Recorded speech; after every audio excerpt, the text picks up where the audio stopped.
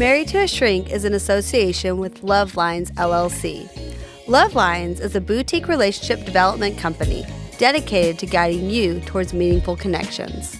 Love Lines offers expert dating coaching, personalized matchmaking by therapists trained in couples dynamics, and enriching online self-paced relationship courses. Our services are designed to empower you on your journey to building fulfilling romantic relationships that serve and honor you. To learn more, visit lovelinesatx.com. And now, let's get down and dirty with all things relationships. Hey y'all, welcome to another episode of Married to a Shrink. And this just isn't another episode, it is the first episode of season 2, of Married to a Shrink. And I am Allie, the therapist and the shrink part of Married to a Shrink. And my co-pilot and co-host, is that the right term, host? I'm not sure. Probably. Co-collaborator on this endeavor is my husband and partner, Michael. So I'm going to let him introduce himself before we dive on into enmeshment, which is today's topic at hand. Hey, y'all. Michael here. I'm in just the married portion of this statement. Just the married portion of said statement. Excited about enmeshment? I am. Yeah? All right, cool. Probably if someone who was very enmeshed and struggles with enmeshment, this is probably a topic that you can probably speak a lot to. So kind of want to kick us off with, I know how I would define enmeshment therapeutically, but how would you define enmeshment? As a non-therapeutic folk, I would just define enmeshment as becoming so close to your partner that the line is become blurred on what's you and what's them. It's just us. And you just kind of lose yourself. And you somewhat lose your identity. That's what that's the way I feel look like that's I feel like that's a very fair descriptor. How is it therapeutically defined? I mean, I think it's the same. I think I could throw out more clinical terms, but that's it pretty much. It's where there is no individualism that creates boundaries that differentiate oneself from another or one's contribution from another, right? And so, do you feel like we've ever been too enmeshed? You've called out a number of times when you feel... Oh, like I have felt it. Because have you ever felt like we've been enmeshed? I would probably venture to say no. Have I felt Have you enmeshed? ever felt like we've been too enmeshed? No, I don't think I have felt that we've been too enmeshed. Now, in learning what some of the impacts, like what enmeshment can do to a relationship, I have seen that looking through the lens, and I'm like, oh, looking back, we were probably in a stage of being a little leaning towards enmeshment. Me personally, I love being with you. So I can see, my natural tendency is I become close. But I think that's I feel like sometimes I get inaccurately characterized when the whole ideology is that I don't want to be close to you and you just want to be close to me and that's what enmeshment is, right? Like I feel like sometimes I'll be like, no, like we're blurring the lines here. There needs to be more boundaries.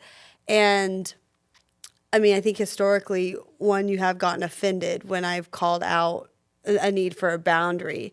But I think also, like you just kind of alluded to, it's like, oh, well, Allie wants a boundary, or Allie is feeling like we're being too enmeshed. It's because she doesn't want to like connect with me in the same way, or she doesn't want to be as close to me as I do with her. Is how I feel like sometimes you project it. I'm sorry if that's the way it's being projected. I see that it is healthy to keep our individualism and to have some separateness. I have seen the benefits of that. I think, I started a new job a number of months ago. I went from working at home. You work from home. we were together all the time and we had our own spaces. But now we have this forced defined separateness during the day.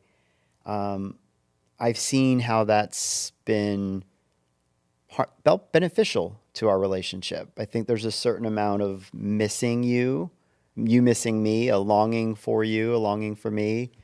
Whereas when I was up the hill in the casita, working, it wasn't there as much. So I could see why having that separateness is helpful for a relationship.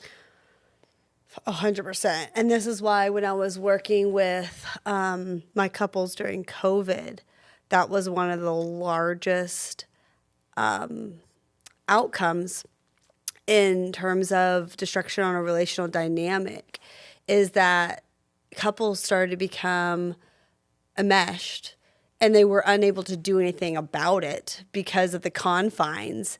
And then it had rippling effects, right, on their intimacy and on their desire to have sex and their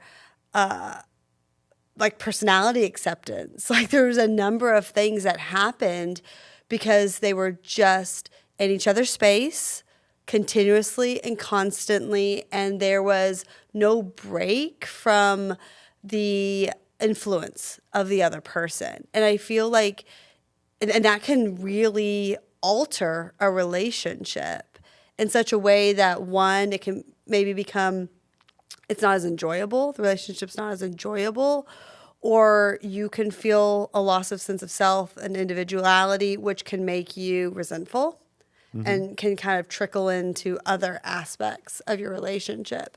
And I felt like I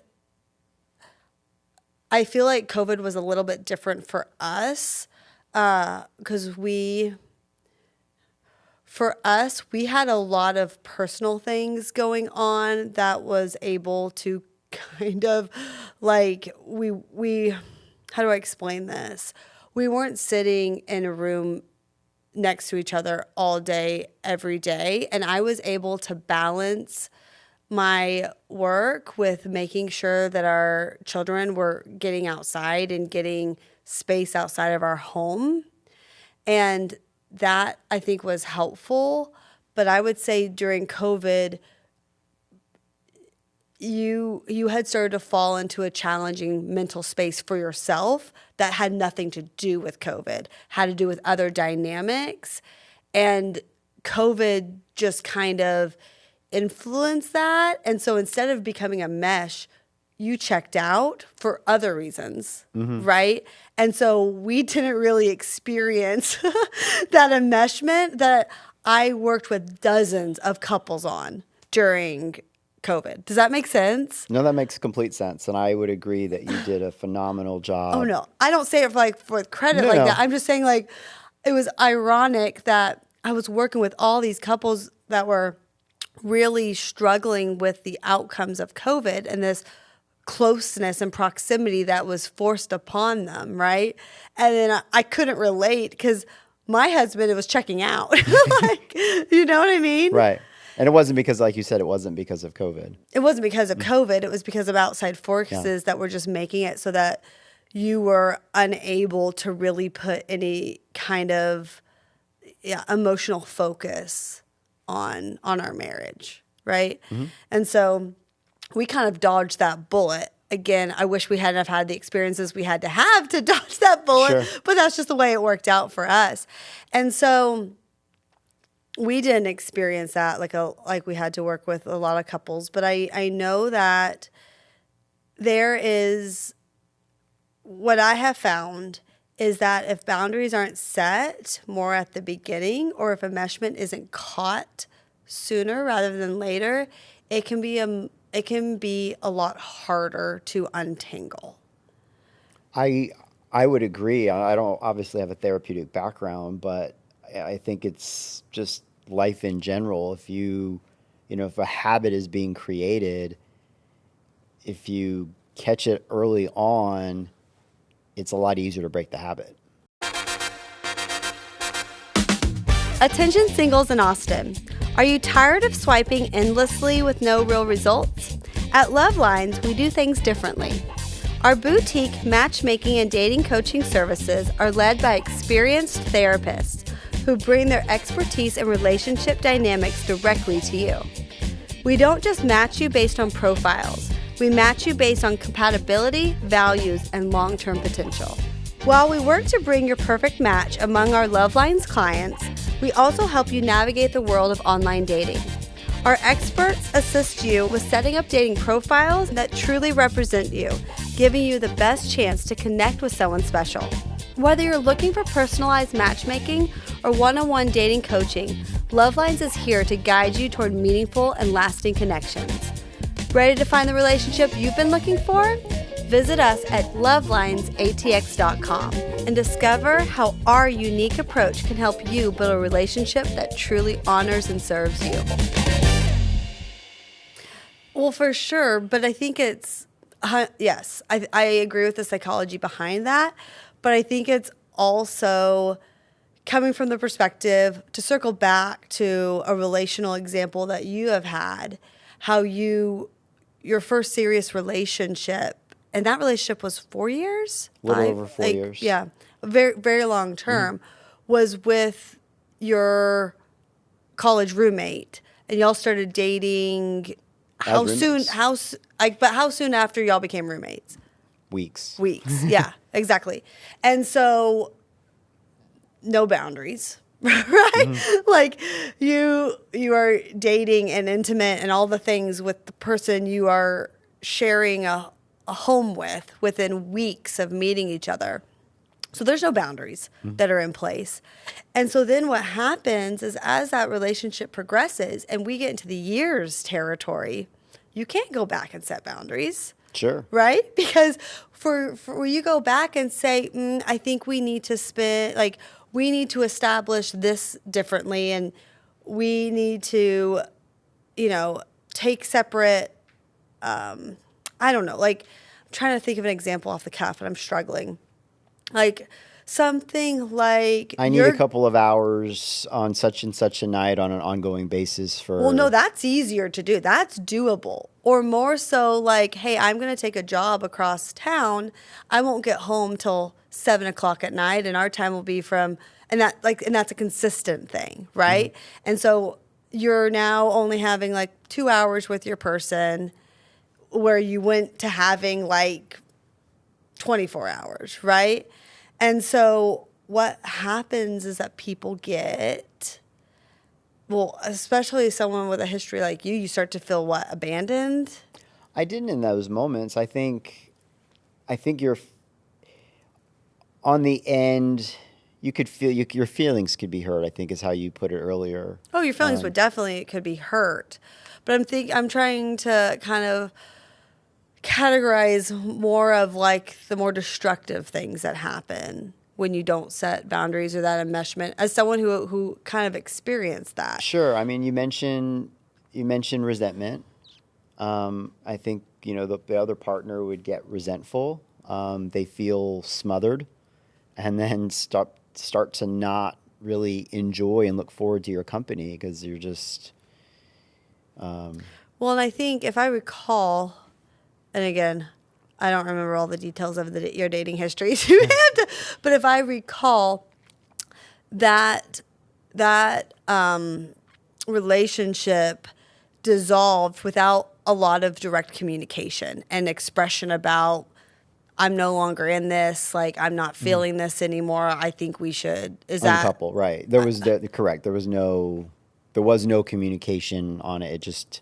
After 4.5 years, right? And I think that is an example of what can happen. Sure. Right? If there isn't individualism, if there aren't boundaries, if that enmeshment comes to such a place where you are so intertwined that it just becomes better, definitely easier. It's not a respectful way or the thoughtful way to end a partnership, but to just let it. Yeah, just go meet somebody else. Just go meet someone else, and that's that, right? And so because of that, I am very conscientious of enmeshment, but I think it's also from my clinical background, and so I feel strongly about the concept of intimate separateness. I know that I have instilled this in you, but from your perspective, from what I have instilled in you, what's the concept of intimate separateness and how does it apply to relationships? The time apart, is time missing your partner, and it's like mentally kind of building up stimulation, building up a longing for your partner, like being back with your partner, in a sexual way. You always bring it back to sex. Yes, 100%, but that's not, yes. But really what it's about is you can't contribute to the relationship if your cup isn't full. And filling your cup is your responsibility, right? And so if you are not able to have the time to work, right?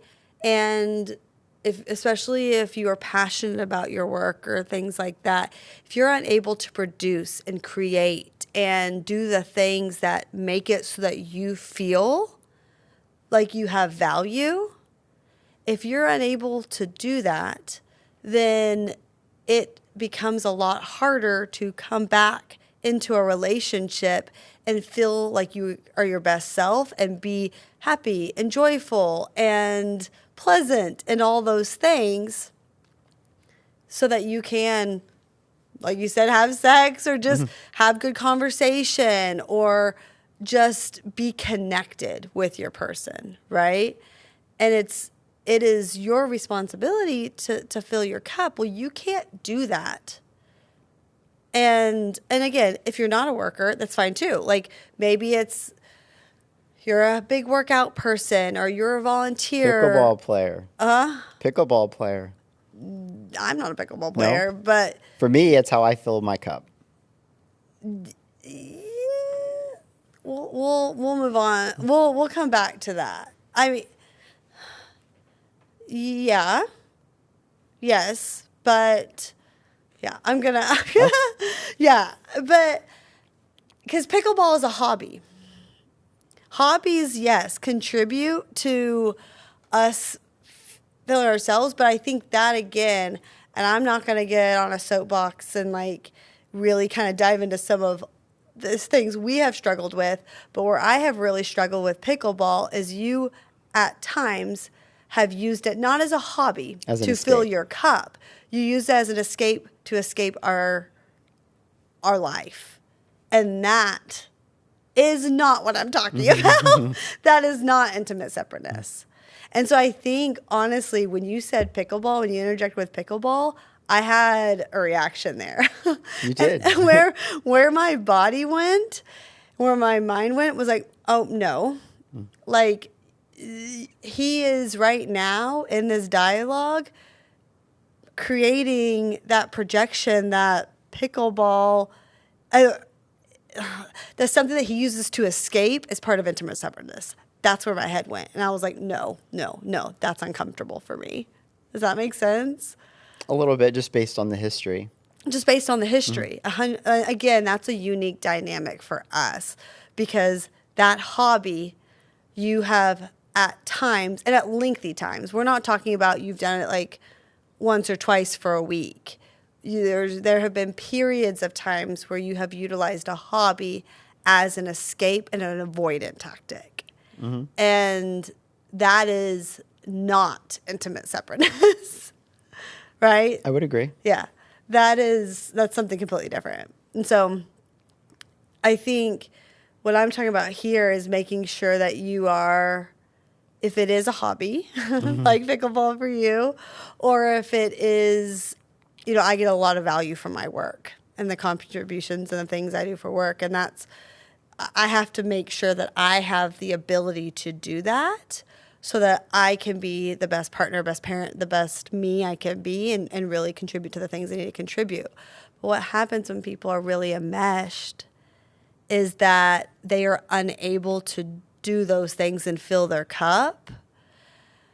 And then their partner takes it from them and makes their cup even that much less full. Oh, that can happen. Or they don't know what fills their cup anymore, and it becomes whatever their partner's cup is. And that leads to a lack of self. And then what happens in sexual attraction and in desire and all of that.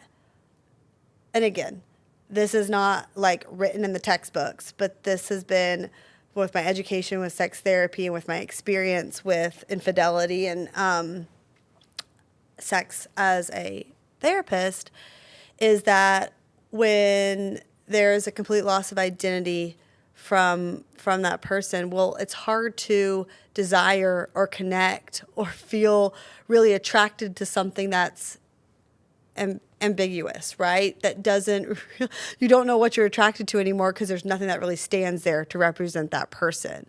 So a lot of times what happens is they become a non-entity and then people seek sexual desire elsewhere. Does that make sense? It does. Yeah. And which may be kind of what happened in your first relationship, now that I'm kind of talking about that out loud. Yeah, I mean, you've not used that descriptive or, that methodology, but that seems to fit and certainly could fit the reason or the rationale. Besides the fact that y'all were young, which, no one under the age of 30, I feel like, breaks up and uncouples the way they should. Mm-hmm. But to your point, I think now that we're kind of bringing that, I think that it could have been, again, I wasn't there, I don't know, but could have been part of that dynamic where you became a non-entity, and it's hard to be attracted to and want to come home to something that's just kind of undefined, right? No one's attracted to undefined. Mm-hmm. People are attracted to characteristics or representations or values or things like that. But if you don't feel any of that, and you don't show any of that because you're trying to appease, and it can create those dynamics. And so I think that's why I'm super conscientious of that just in general. But I also recognize how I, as a human, struggle with being smothered. Mm-hmm. I find it very uncomfortable. And I am very individualistic. I am very autonomous. But I think what sometimes I get the pushback for is people, and you can maybe relate to this, I'd be curious about your perspective, because I would not say you're very individualistic or very autonomous. And so what makes it feel like, how does enmeshment then feel uncomfortable for you, or does it never feel uncomfortable for you? I don't think the actual enmeshment tends to feel uncomfortable, like when you're in the moment. I think it's the results that come about it, where you are a little bit more irritable, just a certain sense of feeling, maybe a little bit of rejection. Well, an enmeshment, I want to clarify something. Enmeshment isn't a moment. No. Right? Like enmeshment is a long-term effect or a dynamic, if you will, after a series of actions or lack of actions of a period of time. Sure. 100%. Yeah. No, so I'm saying, like, when we've had a period where I've been in a period of time, a stage of enmeshment, in the stage, I tend to not see it. It doesn't necessarily make me uncomfortable. It's the results that the enmeshment drives that then brings the uncomfortability with it. Looking to build healthier, more fulfilling relationships? Wherever you are, Lovelines has you covered. Our online self-paced courses designed by licensed couples therapists are available to anyone, no matter your location. These courses delve into the essentials of creating and maintaining healthy relationships, Whether you're single, dating, or in a committed relationship, our expertly crafted content will equip you with the tools and insights you need to foster connections that truly serve you. With this commitment in mind, we pledge to donate 5% of every course sold to support individuals who have faced the trauma of unhealthy relationships. A portion of every purchase will go to the Safe Alliance, empowering survivors on their journey to healing and rebuilding their lives. Ready to start your journey towards better relationship? Visit lovelinesatx.com to explore our courses and to take the first step toward building the love you deserve on your own schedule. Cheers, y'all. 100%. But then that's where I get stuck between a rock and a hard place is that I will seek some autonomy so that we can move out of that period and you feel rejected. Mm-hmm. And so I get screwed if I do, screwed if I don't situation. It's a lose-lose situation. It's lose-lose. Yeah. So to your point, and you've done a really good job about it, is I don't feel we're not in a stage of enmeshment. Would you agree with that? Oh, I would agree with that. Yeah. I think we're in a really healthy place in that regard. I have learned, since we've been together with our partnership, I have learned a lot. I didn't know what enmeshment was. I certainly now know what enmeshment is and why it's not a healthy thing for relationship. I see the benefits of not being in those phases. So I think that the likelihood of us getting back to those stages is a lot more smaller. 100%. But I think, like any relationship that progresses, two individuals come and they create something after influence from their families of origin. And my family of origin, there's reliability there. They are more enmeshed than you and I are. They're not as enmeshed as my parents. They are not. Your parents, I think, really define that terminology, where I think it's hard to see where one of them starts and the other ends. Mm-hmm. What would you say is an example of a successful strategy or something that you feel like has worked in creating individualism or intimate separateness within our dynamic, especially coming from someone who really struggled with that concept? Sure. So, you and I, you mentioned earlier that my hobby, I was starting to utilize it not as an area of filling my cup, but as an area to escape our life, right? Mm-hmm. Some things going on at our home were just too much for me to handle, and I'm like, I'm just going to escape. Peace out. I'm going to peace out and let it on your shoulders. Not the cool thing to do, but it's what I did, and I'm sorry. Accept your apology. But something that we kind of decided was, because I still have my hobby, I still actively participate with pickleball, where we kind of set, times and I don't want to say rigidity to it, but I participate. Boundaries around it. Right, I participate in an ongoing weekly league. It's the same time every week, and then I try to get in, a session during the week at some point. And you're very open and accepting of it, but as long as there's open communication with the two of us, and I say, hey, there's nothing on the family calendar this evening, can I go play pickleball? Do you have any objection to me playing pickleball? And I don't want to make it sound like you're my keeper, but if it's okay with the household, with what we've got going on. Well, I think we've even made it more. I think where we really landed on it, and it was my impression that we're still operating like this, was that on a school night, Monday through Thursday, there are no extracurriculars for either of us. Mm-hmm. And if we're going to do a one-off, we have to clear it with the other person before to make sure that isn't feeding into something something else, Sure. And we've been right? really great. And then the weekends are Fill your cup. Or fill your cup and have an opportunity for some individualism. yes. I think both of us are at our best selves when we're able to get in some sort of physical activity, a walk or, a gym session.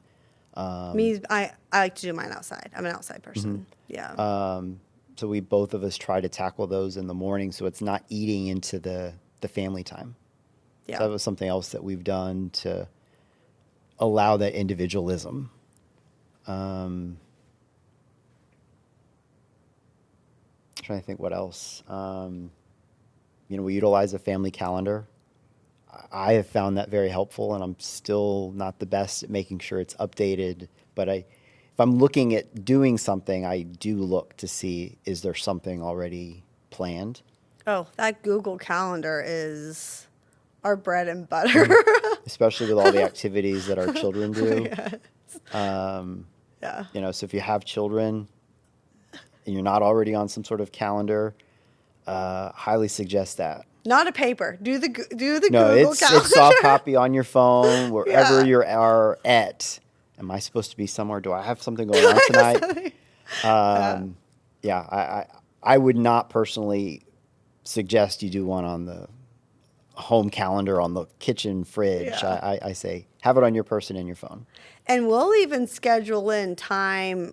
I will schedule in time for myself where I will say, Allie, not out of office, but it's like an Allie off duty. Yes. In terms of parenting and partnership. Because I think there are times that I need a break from, yes, parenting. For the parents out there, we all understand that you do need a break from the constant need. But we also need breaks from partnership and from marriage. And I'm not meaning, long-term separation or anything like that. I mean... You're not meaning a hall pass. I'm not meaning a hall pass, exactly. I'm meaning just a couple hours, especially if things have been a little bit challenging or your partner's been a little bit challenging, or you've had some real discrepancies with personality acceptance that week, right? Then being able to be like, I don't have to engage in this right now. We don't have to navigate this. I don't have to witness that. I don't have to be a part of that mood or that dynamic for just a little bit. And it's honestly been an enjoyable thing. You certainly, you've been proactive with it, right? You're not doing it like week of, I need, 2 hours. Like lately you've been planning it like a month or so ahead. It's on the calendar. Yeah. This little period of time I'm going to be at my parents. Where I'm at. No, I spend the night at my parents once a month. It's the best. So great. I go to their guest room. But it's been nice, like, having just that solo time with our girls, and they know it's just me. That's the biggest thing. That's the struggle. More than the struggle with me is the girls. Yeah. Struggling with that. But they've gotten on board with it, and it's been great. But I think that's where I think I have struggled with some of that parent guilt, where it can be challenging to really take that time and not feel bad about it. And I think sometimes, especially in marriages, people can feel threatened by the need for that independence or that autonomy. And I feel like you have grown a lot in that way.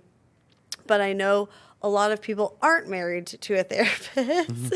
And so they don't have someone there to kind of help them navigate this whole concept of terms of, hey, we need a little bit more autonomy here. I need a little bit more independence. I need to balance this a little bit more and not feel threatened by that, right? Because I know you can relate to that.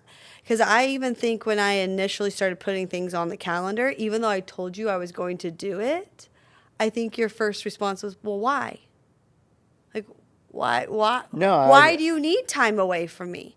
Why do you need time away from our family? And it's like, no, it's not a rejection of anyone or any, like it's, and I think that's where things can really feel uncomfortable for me and sometimes painful because I feel judged or shamed for. I Does recognize this how make you sense? felt like that when you first started it, but you don't feel that way anymore, do you? I don't feel like that way anymore. No, I think, we have an understanding. I see the benefit of it. And I see the fruits of the labor, I guess is the appropriate term. Yeah, when I am able to, what my addiction is, I just want to be responsible for nothing but myself. For no one but myself, no living thing but myself. I think is the terminology I use because that's how it feels for me, right? I just need to really make sure we are on a mesh, to make sure that I am able to recharge and refill so that I can come back and really contribute to our marriage, which like anyone who's in partnership knows, it's not a you bake it and it's done. Like it's a continuous effort, continuous work for parenting, right? And so I think that's where yes, you see the benefits, but I think it is hard sometimes. I think this is where sometimes couples they can't take it to the next step where they need to take it because what happens is they may introduce, okay, well, I'm going to start, taking 3 hours every other Saturday. That's my time. I don't owe you an explanation. That's my time, right? And that's introduced, and then the partner freaks out about it, and so they just don't do it. And I think that's where I find a lot of people just pause and they don't get past that. So what do you suggest to those couples? What do they do? How do you... Well, you've got to be able to, like what I've had to do with you is I've had to say, I recognize that you don't like this, but I'm doing it anyway. And it upsets you. But then again, what happens is after it's done, you see how I come back wanting like more peaceful and softer and more patient and ready to have like sex and intimacy and connection, right? Because I got a break where I just had to, take care of me and not have to take care of our relationship or a child or a pet or like It's... Yeah, and our it's a lot. it's a lot. Our children are very demanding, and even our dog. They want to be connected to you, like virtually, like physically, if they could choose. So And I know I am not alone in this narrative. I know because I sit and listen to couples talk about these narratives, right?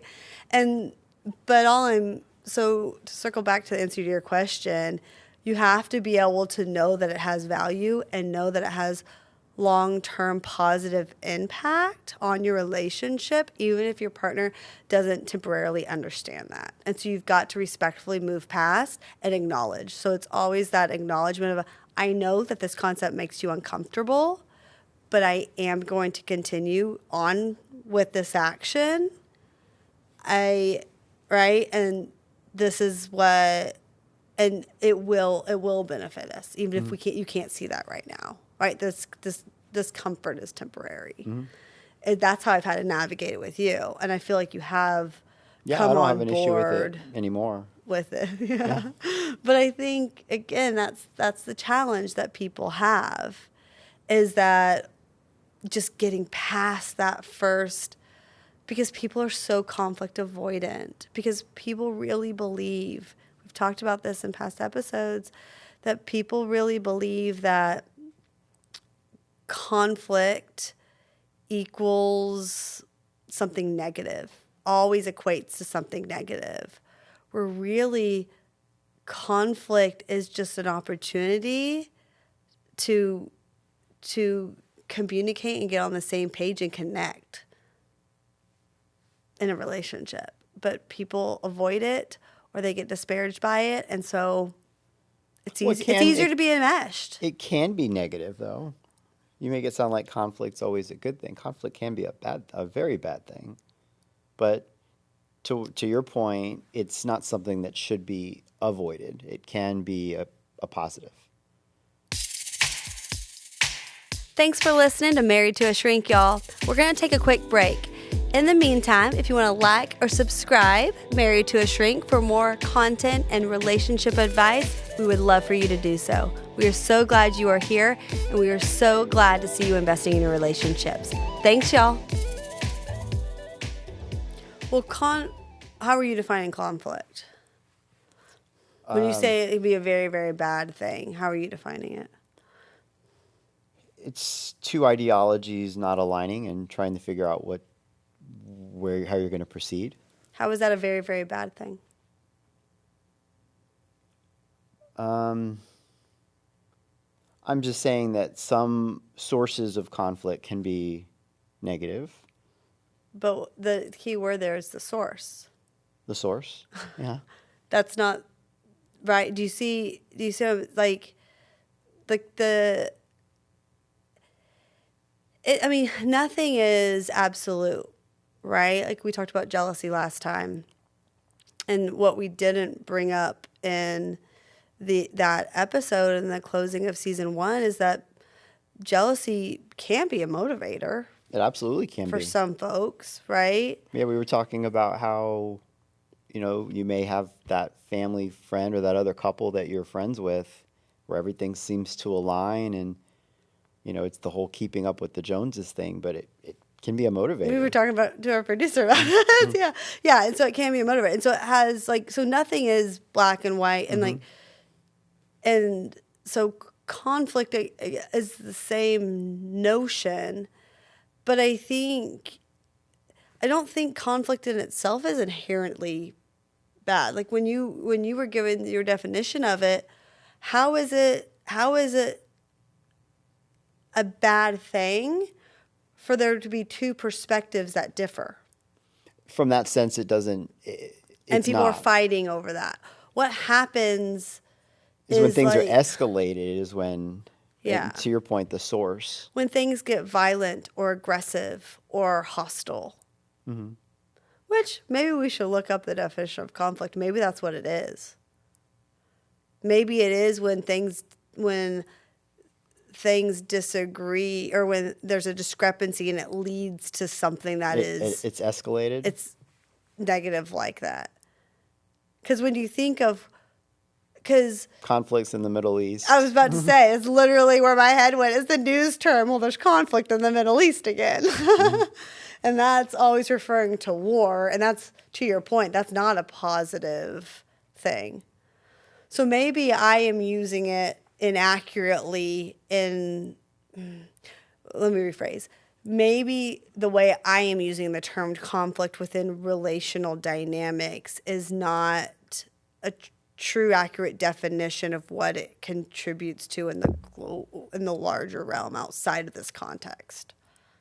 That's a possibility, but I'm not going to look it up right now in the middle of our session. So we'll have to stay tuned on that. But what other ways do you feel like we are able to balance this need for separateness and autonomy with the need for connection, especially for you?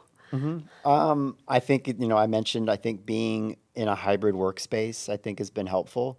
I have the opportunity now to work from home. And I really thus far haven't taken advantage of that just because I have seen the added benefit of, being away from you and the house. So that I have found helpful. And we've talked about this, that I plan on working from home with a little bit more frequency now that the girls are back in school and our foster situation may be changing.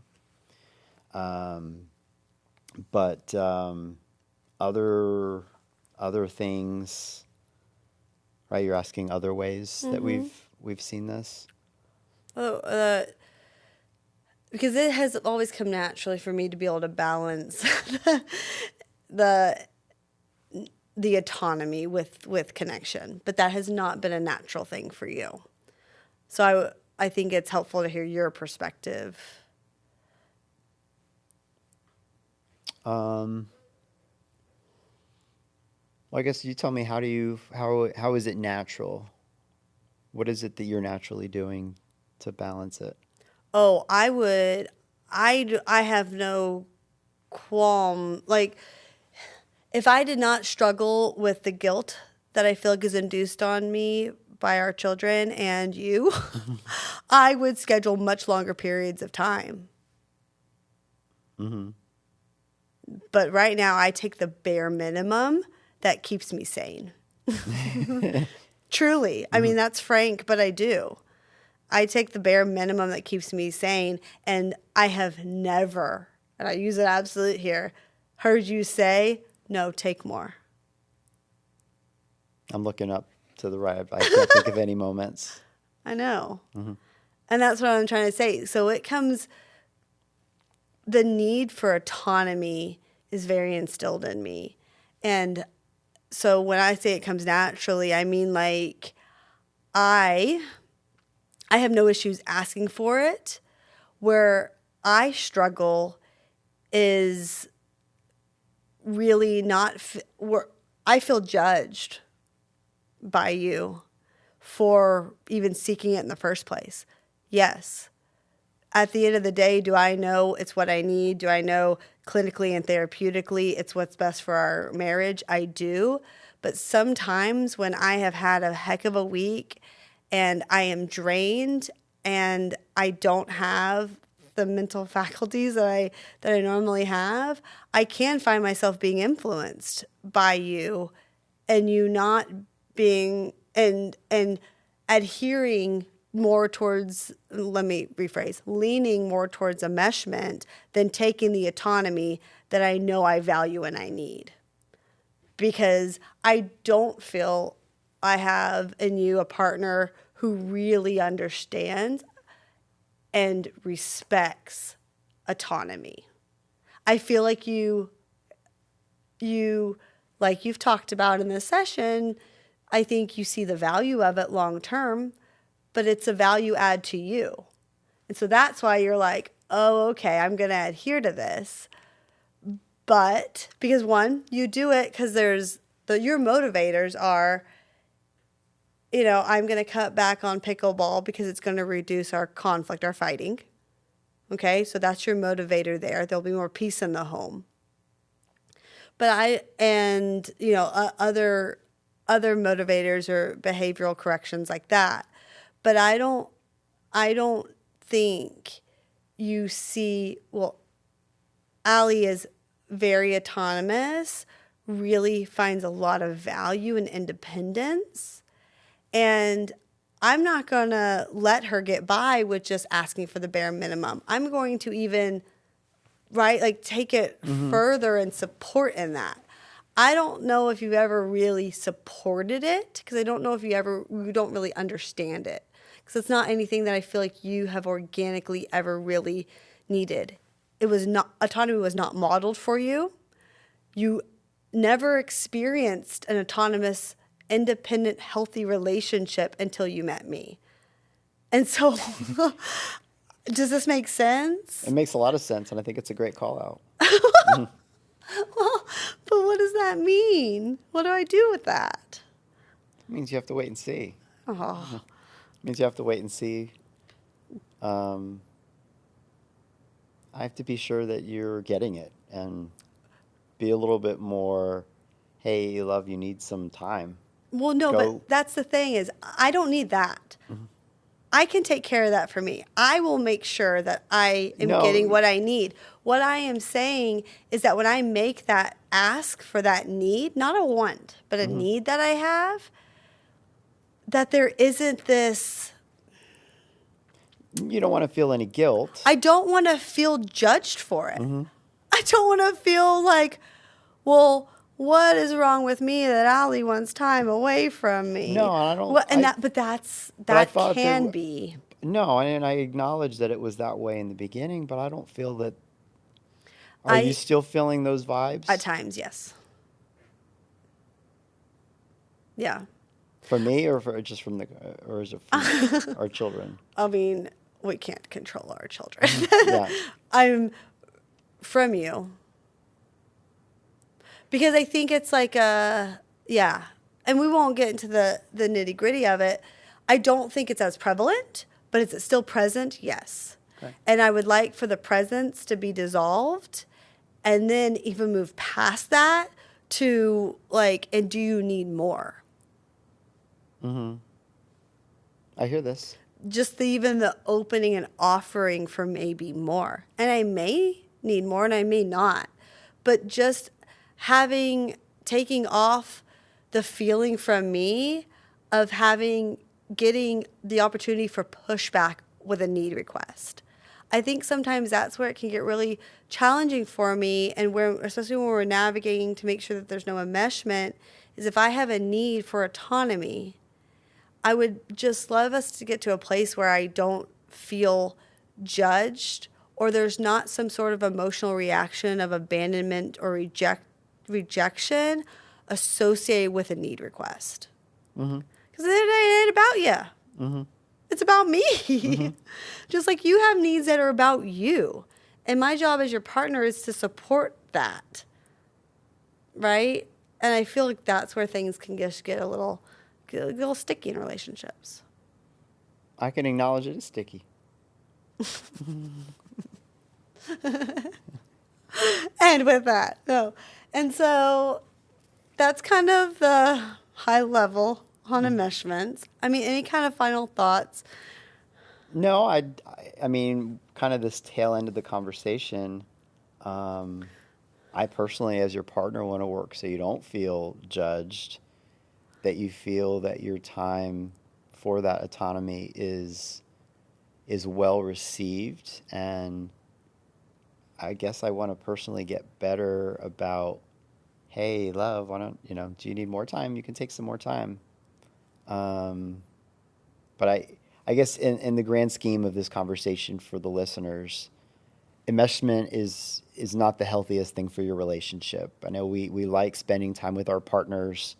I think, a lot of times it's the hook in a lot of those rom-com movies where there's the girl who falls for the guy and then she's head over heels for him and then he's off to the races the other direction because she smothered him and she made it where she wanted to be enmeshed and he's peacing out. Or in the movies where they just do everything together. Mm-hmm. Everything is done together. So not the way it's supposed to be. Mm-hmm. So I think it's important for you to maintain your independence as an individual.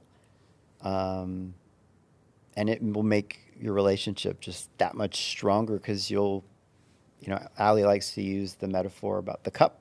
Your cup will be full, but you'll also have a sense of joy and some talking points to bring back to your partner, and something you'll be enthusiastic. And as your partner, oftentimes hopefully they'll have open ears and willing to hear about it. Well, and especially with intimacy, right? Like when you spend that much time with someone, they're going to grate you. There are things about their personality that you may have accepted, but they're still annoying to you, right? And that is time that you need to be able to get some separation from and perspective on and kind of clear out so that you can come back and enjoy them, right? It is unrealistic to expect for you just to find everything about your partner endearing, because you won't. And if you have that expectation, you will set yourself up for failure, and then